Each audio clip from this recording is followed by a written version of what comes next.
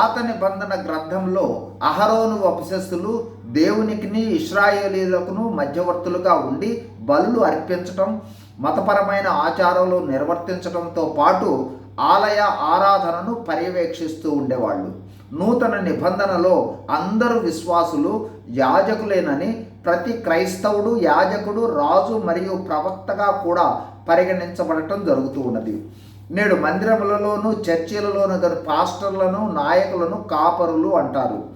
సంఘము మందను తెలియజేస్తే కాపరి నడిపించు మరియు రక్షించే నాయకుడిని తెలియజేస్తుంది. సంఘ కాపరి బాధ్యత సంఘాన్ని పర్యవేక్షించుట, దేవుని వాక్యం బోధించుట, ఆధ్యాత్మిక నాయకత్వంతో పాటు సంఘమును సంరక్షించుట. ఇప్పుడు కాపరి యొక్క కొన్ని బాధ్యతలను జ్ఞాపకం చేసుకుందాం. 1. కాపరులు సంఘమునకు దేవుని వాక్యాన్ని పంచుట, వాక్యాన్ని ప్రకటించుట, బోధించుట ద్వారా ఆధ్యాత్మిక పోషణను అందించుట. వాక్యము ఆత్మీయ ఆహారము. 2. సంఘములోని విశ్వాసుల అవసరాలకు శ్రద్ధ చూపాలి. అంటే ఆధ్యాత్మిక మరియు ఆచరణాత్మక శ్రద్ధ కనపరచాలి. కష్టాల్లో ఉన్నవారికి కష్ట సమయాల్లో సహాయంగా ఉండాలి. 3. విశ్వాసులు విశ్వాసములో ఎదుగుటకు, ఆధ్యాత్మిక పరిపక్వతలోనికి నడిపించుటకు, క్రీస్తును పోలిన స్వభావము కలిగి ఉండుటకు వారు సహాయపడాలి. 4.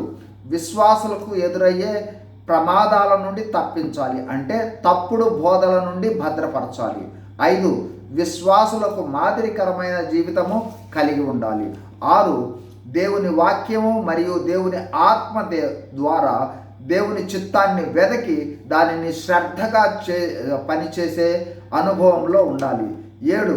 యేసుక్రీస్తు వలె దీనత్వము, తగ్గింపు కలిగి త్యాగ సహిత ప్రేమను కలిగి ఉండాలి. 8.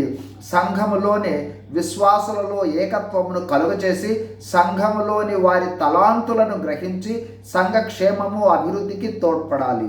చివరిగా విశ్వాసుల సహాయముతో బహిరంగ సువార్తలను, వ్యక్తిగత సువార్త పరిచర్యలను ప్రోత్సహించి సంఘ విస్తరణకు తోడ్పడుటతో పాటు పరలోకమును నింపువారిగా ఉండాలి. God bless you. Thank you.